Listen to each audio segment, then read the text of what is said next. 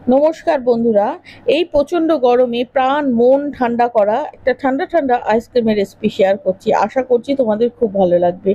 এই আইসক্রিমটা অনেকেই খেয়েছো, আজ তোমাদের সাথে রেসিপিটা শেয়ার করলাম। আমি এই আইসক্রিম বানাতে গুঁড়ো দুধ ইউজ করছি, তোমরা চাইলে লিকুইড দুধও করতে পারো। আচ্ছা, আমি এখানে 5 চামচ দুধ নিলাম। আমি এখানে আমুলিয়া দুধ নিয়েছি, ঠিক আছে। এবারে এই দুধটাকে খুব ভালো করে আমি গুলিয়ে নেব।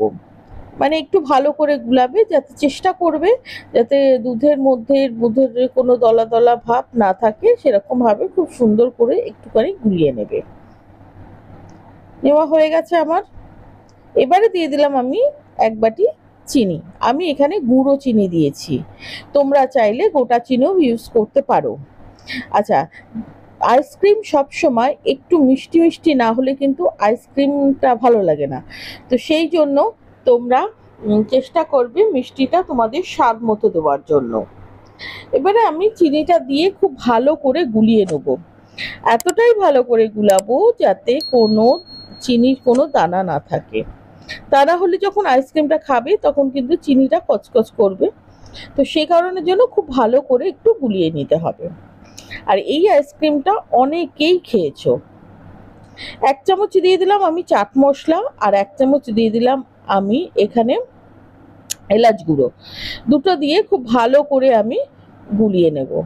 আচ্ছা, এলাচ গুঁড়ো দিলাম একটাই কারণে, যখন আইসক্রিমটা তোমরা খাবে তখন যে এলাচের যে গন্ধটা খুব ভালো লাগবে, আর চাট মশলার যে চটপটি ভাবটা সেটাতে আইসক্রিমের স্বাদটাকে দ্বিগুণ বাড়িয়ে দেবে।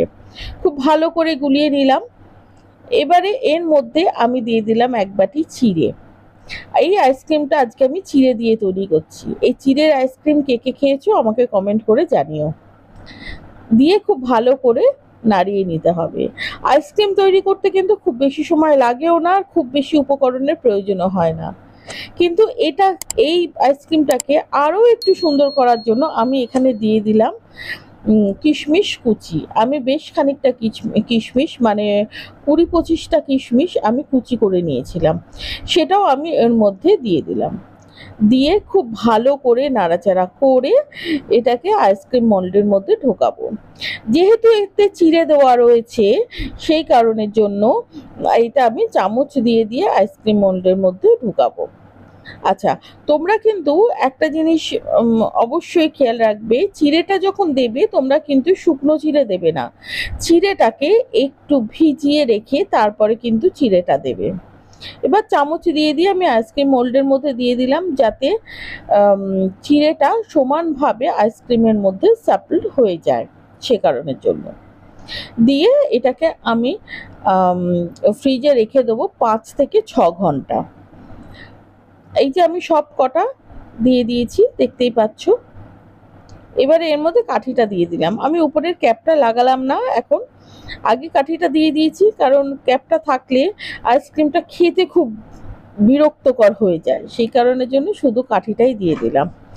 দিয়ে এবারে আমি এটাকে কিছুক্ষণ ফ্রিজের মধ্যে রেখে দেবো, মানে 5 থেকে 6 ঘন্টা আমি এটা ফ্রিজের মধ্যে রাখবো।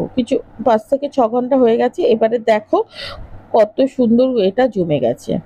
এবারে এটাকে আমি আইসক্রিমের মোল্ড থেকে নামিয়ে দিলাম। দেখো, এই চিড়ের যে আইসক্রিমটা তোমরা গ্রামগঞ্জে যারা থাকো বা শহরে যারা থাকো তারা অনেকেই খেয়েছো। তো এই রকমভাবে এই আইসক্রিমটা খেলে তোমাদের এত ভালো লাগবে যে তোমরা অন্য আইসক্রিমের স্বাদ একেবারে ভুলে যাবে।